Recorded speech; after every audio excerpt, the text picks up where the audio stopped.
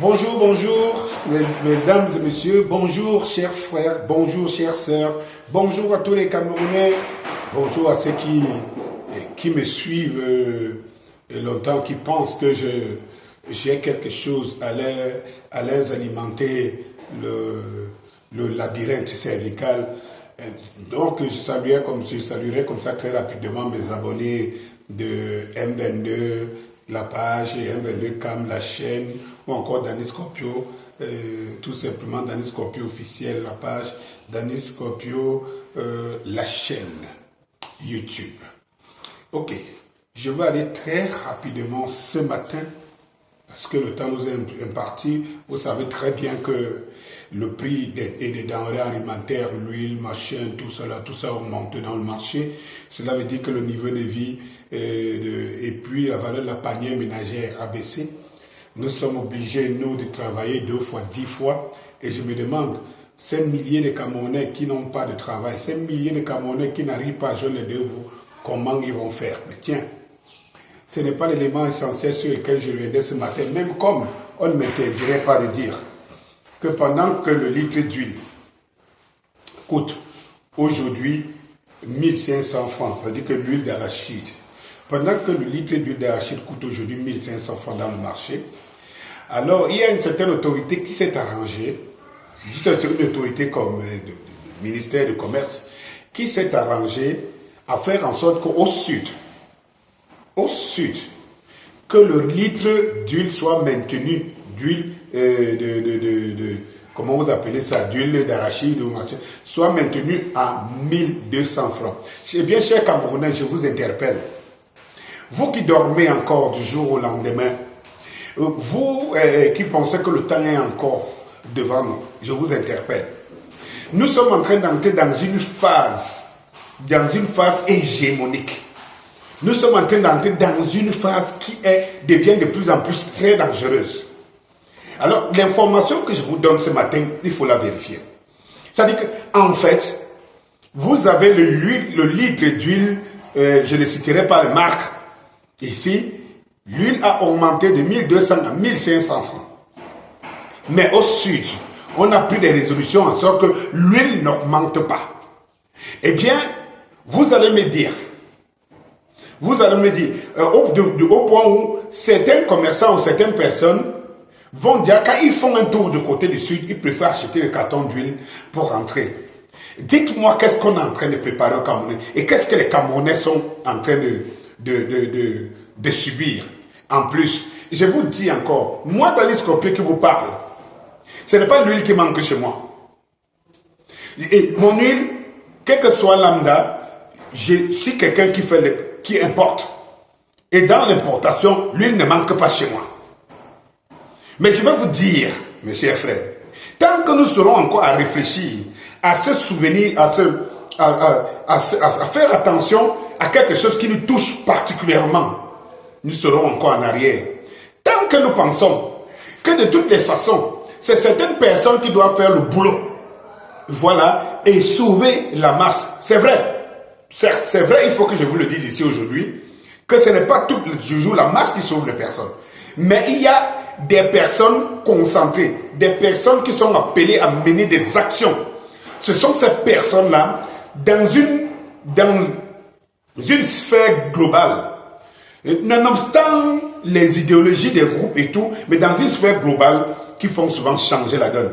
Ce n'est pas toujours tout le monde, même dans les révolutions de masse, ce n'est pas toujours tout le monde qui est dans la rue et tout. Il faut qu'on se le sache.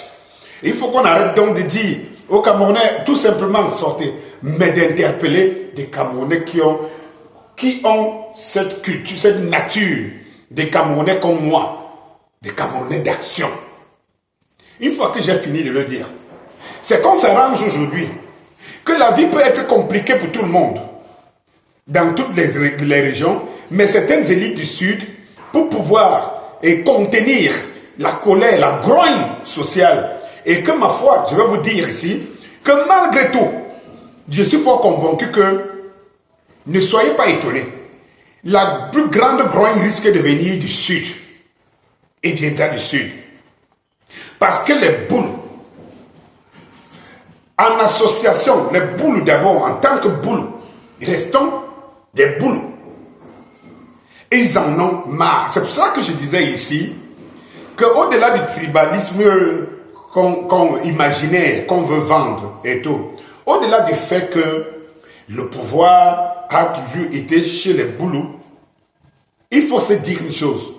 Les boulous d'aujourd'hui là, tels qu'ils pensent aujourd'hui là, les boulous pensent du côté du peuple. Et les boulous sont prêts, comme je vous dis là. Quand vous voyez, par exemple, où on va donner tous les gages c'est les boulous sont prêts. Ils ont compris qu'on les trompe depuis longtemps. Donc pour ceux qui pensent que notre combat ou la lutte, ils regardent les tribus et tout, qu'ils enlèvent ça. Parce que tant que nous penserons à croire, quand nous continuerons à croire qu'il est des gens à qui ça profite, ça veut dire que des peuples ou des communautés ou des tribus à qui ça profite, c'est que nous ralentissons notre langue. Ces gens dont nous pensons que ça leur profite, ce sont ces gens qui sont plus meurtris dans leur peau et qui sont susceptibles de nous sortir de l'auberge. Et comme je disais ici, c'est que quand vous entrez dans l'administration, dans la fonction publique, ou bien tous ceux qui, de ma foi, sont engagés au travail pour ces régimes, je vous jure que 80% sont totalement contre leur maître, contre leur patron. Quand vous prenez le cas de l'armée, par exemple, je peux vous jurer que 80% de l'armée, ils sont contre leur patron.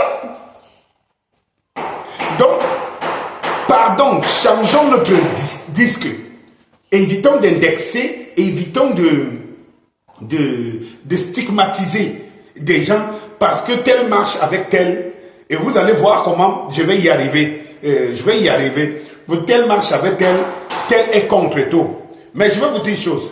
C'est les infiltrer, les introduire. Autant chez nous ici, dans notre camp, dès lors que tu essaies de raisonner autrement, on te juge d'infiltrer. Mais je vais vous dire une chose. C'est les infiltrés qui vont sauver cette république. Les infiltrés qui vont sauver cette république. Mais alors les vrais infiltrés. Pas ceux qui vont chercher du pain. Mais ceux qui savent, pensent que dès lors qu'ils seront assis sur la même table avec tout le reste, ils pourront détruire. Souvenez-vous des espions. Vous qui êtes nés hier là.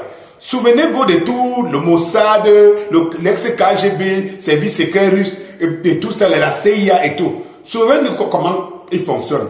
Ils infiltrent la personne pour aller épier les autres et le moment venu pour les détruire de l'intérieur. Parce que comment pouvez-vous entrer dans un bunker sauvagement sécurisé et l'attaquer ou le détruire? Il faut bien qu'il y ait des infiltrés qui soient à l'intérieur avec tout le monde. Il faut bien qu'il y ait des infiltrés. Donc, c'est de dire, aujourd'hui, c'est une histoire de stratégie. Tiens, stratégie, ce n'est pas moi qui le prononce. Le mot stratégie. Et j'ai fait justement un parallèle avec Samuel Eto'o. Donc, j'entends parfois certaines balivernes. Voilà, il lit les pleurs, les Nubole et tout ça là. Non, mes frères, c'est pas toujours à distance qu'on va s'asseoir et donner, et il y en a beaucoup qui le disent ici, qui viennent souvent nous donner ces leçons. Ne parlez pas à distance, allez sur le terrain. Mais vous pensez que les gens vont aller sur le terrain comment? C'est d'une manière stratégique. C'est d'une manière stratégique. Or, vous pensez que la stratégie est faite pour les uns et n'est pas faite pour les autres. Non, il faut considérer tout le monde dans sa situation. Et c'est ce que j'essaye de dire tous les jours ici aux gens. Vous voyez les hommes politiques? Citez-moi tout le monde. De Nietzsche, de Kant, de qui et de tout le monde. Tout le monde côtoie tout le monde. Vous serez étonné un jour de voir le professeur en train de manger sur la table avec certains membres du gouvernement. Ce ne sont que des politiciens.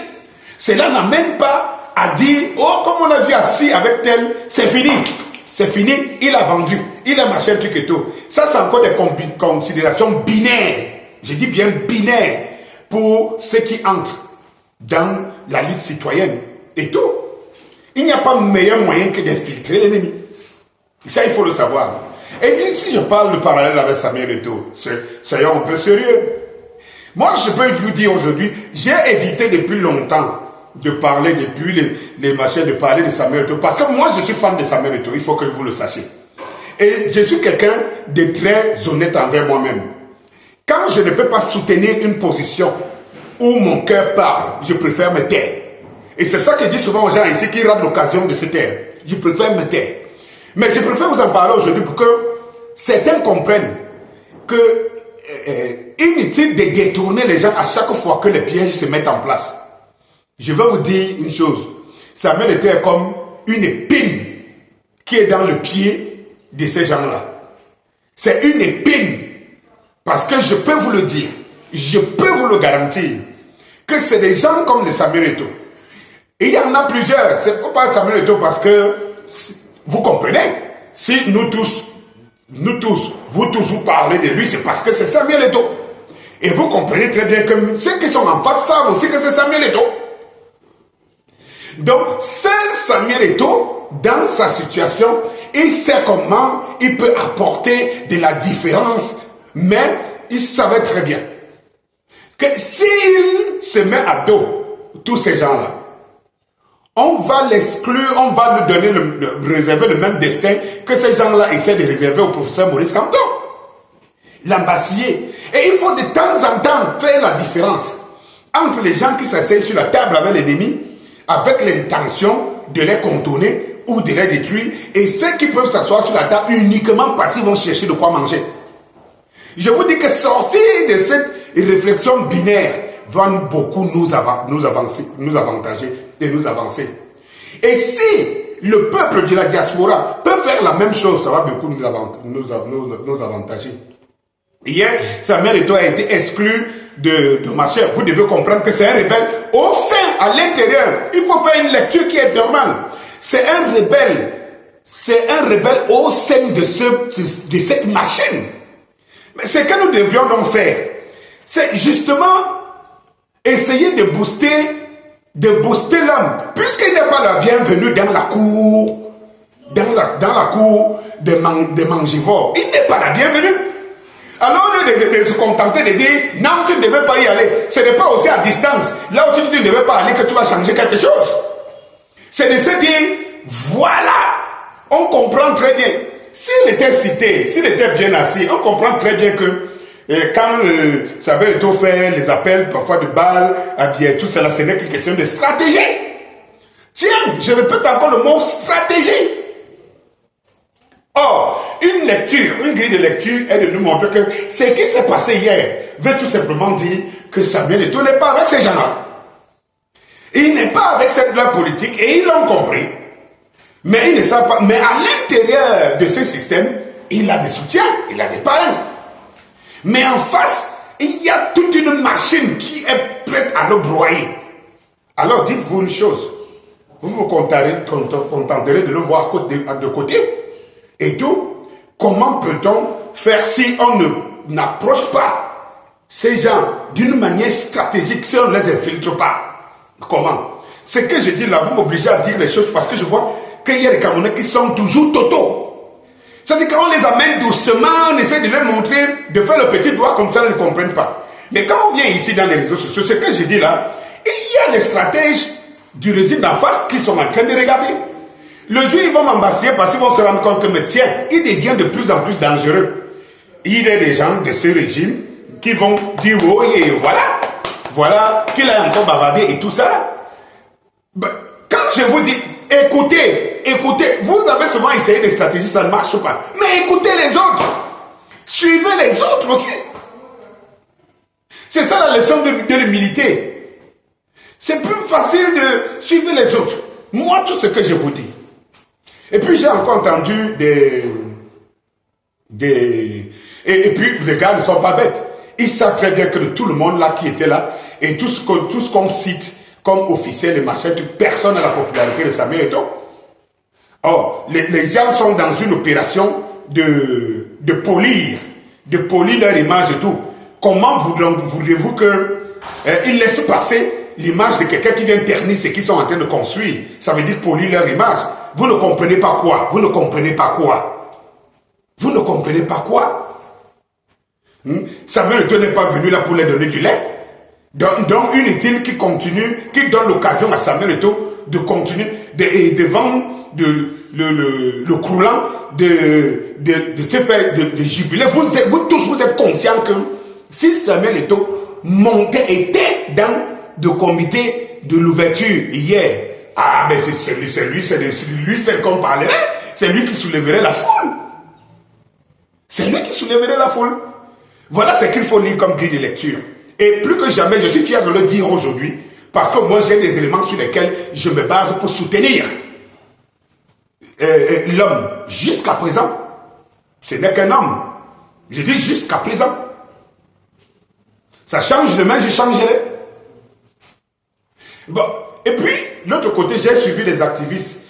Mes frères, je vous respecte beaucoup, mes frères activistes et tout. Dis vraiment, les blogueuses, les vendeuses de piment nous ont donné une leçon de concertation, de terre, les querelles. Écoutez mes frères, pardon, ne tombez pas si bas parfois et tout. Vraiment, vous êtes mes frères, je vous soutiens, mais ne tombez pas si bas.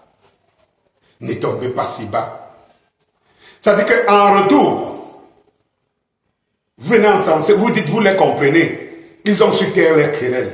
Mais c'est qui? Mais est-ce que vous ne comprenez pas comment vous pouvez prendre des éléments comme ceux-là? Vous pouvez prendre des actions de prostituées comme référence.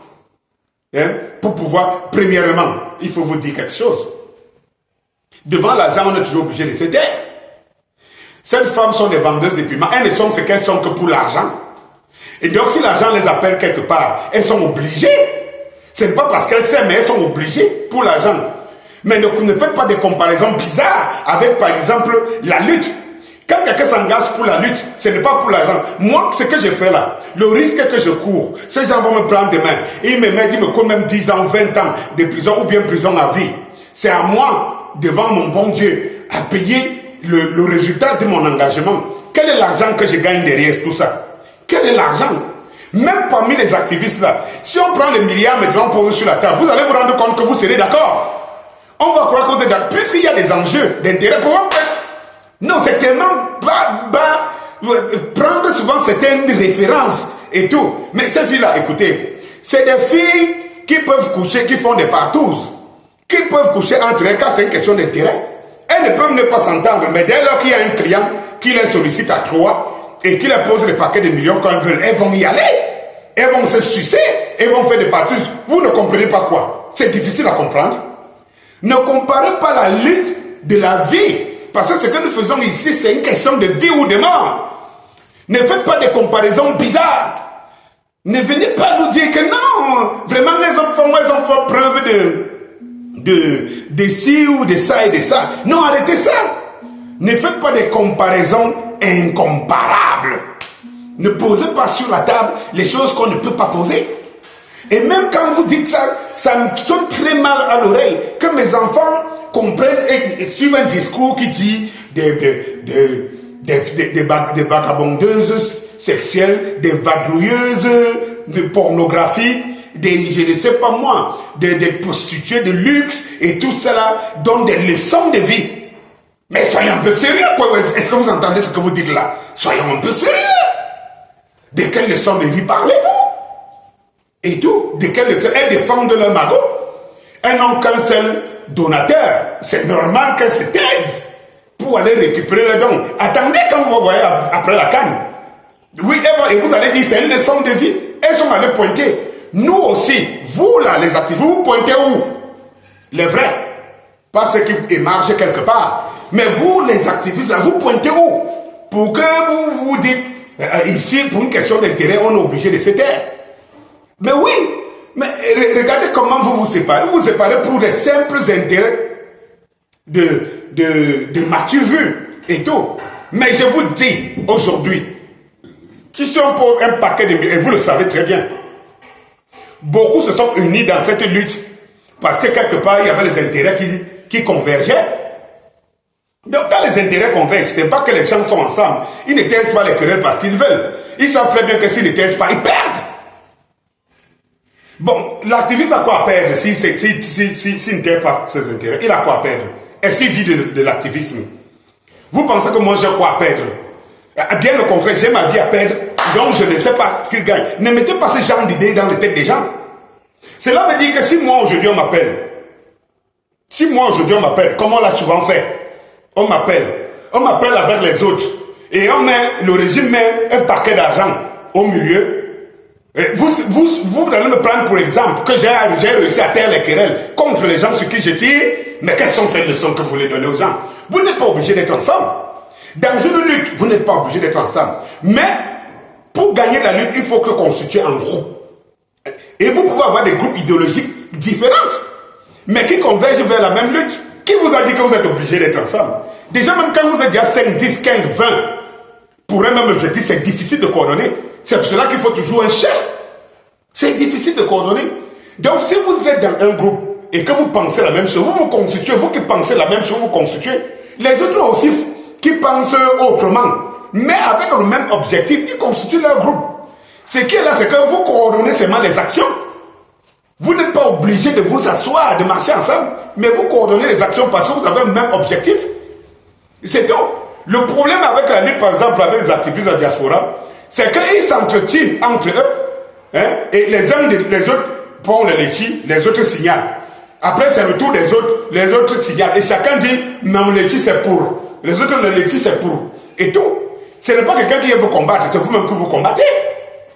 Alors que l'essentiel ici, vous pouvez être même basse rouge, basse noire, je ne sais pas moi, un groupe de tel et machin truc, mais vous avez un modus bendis, c'est que personne n'attaque l'autre. Mais chacun reste dans son coin et mène ses stratégies. Et si l'autre fait quelque chose qui est bien, ici on applaudit en interne, sans extérioriser, mais on applaudit en interne. C'est comme ça que ça se passe. Les gars, en 2022, apprenez. Le temps est très court. Le temps est très court. C'est pour cela que je vous demande toujours de converger vers le M22. Et je dis encore quelque chose, c'est que, wait and see. Lorsque le nombre, je ne suis pas en train de parler de la masse, lorsque le nombre sera atteint, vous verrez ce qu'on est capable de faire. Vous verrez ce qu'on est capable de faire. Et ce que je dis là, les ennemis m'écoutent aussi. Ils m'écoutent, ils m'attendent avec des crochets comme ça, et pendant ce temps, vous prenez ça comme une blague. Vous prenez ça comme une blague là. Arrêtez vos balivernes. Je dis qu'arrêtez ça. Quand vous voyez un monsieur s'écrouler sur le marché, qui n'est pas capable de lire 3 phrases et tout, et en face vous êtes là en train de tergiverser, vous tergiversez de quoi là? Je vous ai dit que notre lutte c'est la prise de conscience, c'est tout. Ce n'est pas les mots d'ordre ou les machins trucs. Ça fait 2 ans que j'écris sur le toit. Et moi, je ne veux pas dire un jour, un 22, mettez-vous dans la rue sans savoir de quoi il s'agit. Je suis quelqu'un dont Dieu, la nature a doté d'un peu d'intelligence et de sagesse. Je ne me laisse pas emporter par le vent ni par la masse. Je me laisse emporter par la sagesse, l'intelligence. Ce n'est pas les coups de gueule et les machins trucs que je gère ici, mais j'essaye de faire comprendre à mes chers frères camerounais, il y a une voie. Lorsque nous allons tester cette voie, nous allons voir. Parce que l'heure est trop grave. Et autre chose, comptez sur monsieur tout le monde. Arrêtez de croire qu'il y a un groupe de Camerounais qui sont pour la lutte et pour que ça change. Et il y a un groupe de Camerounais qui ne l'est pas. Non, il y a quelques individus qui profitent du système qui ne le sont pas. Mais les Camerounais en général, du nord au sud, de l'est à l'ouest, et tous mes chers frères, comme vous le voyez, nous on pense qu'on est très engagés. C'est une question de... Et j'entends les gens qui parlent un peu partout, c'est que les gens ne sont pas soudés. Les gens ne seront jamais soudés. Ils ne seront jamais soudés. Mais à chacun, c'est la prise de conscience que de toutes les façons, si moi j'ai le mot de tête, c'est à cause de ce régime. Et l'autre qui se dit là-bas, chez eux, si nous on a faim, on ne mange pas, c'est à cause du régime. Et les autres qui se disent, si on n'a pas la meilleure éducation, c'est à cause du régime. Et les ceux dont leurs familles sont embastillées dans les prisons et tout, qui vont se reconnaître et sentir que si on a cette injustice, c'est à cause du régime. Et à chacun, par rapport à sa situation, par rapport à son environnement, de se dire, c'est maintenant ou jamais. Parce que si celui qui est en prison a l'occasion de manifester, je vais l'aider parce qu'il m'aidera demain. Alors on va se retrouver, cette prise de conscience va faire en sorte qu'on se retrouve en train de défendre positivement et d'une manière efficace notre souveraineté. Et Quoi encore de plus normal? Mes chers frères, les boules souffrent comme nous. Les Bameke souffrent comme nous. Les Douala souffrent comme nous. Les Bassa souffrent comme nous. Les Yambassa souffrent comme nous. Les Yabassènes souffrent comme nous. Les Ewodé, tout cela souffrent comme nous. Nous tous, nous souffrons. Mais nous n'avons pas les mêmes préoccupations. Mais nous avons le même objectif. Nous devons coordonner cet objectif sans toutefois à chaque fois demander à l'autre pourquoi tu es là-bas alors que je suis ici. Ce n'est pas le plus important. Le plus important, c'est la prise de conscience. Parce que je suis sur une chose. Pendant que nous nous tergiversons là tous les jours là, les bêtis là, les boules là, ils vous ont prouvé. Ils vous ont prouvé. Vous voyez, ils peuvent brûler, ils peuvent manifester leur mécontentement, rien ne leur arrive. On peut augmenter lui le marché, on décide que chez eux, on augmente, mais c'est pour quand? C'est pour quand ils ont compris. Et les boules savent qu'ils ne vont pas vivre dans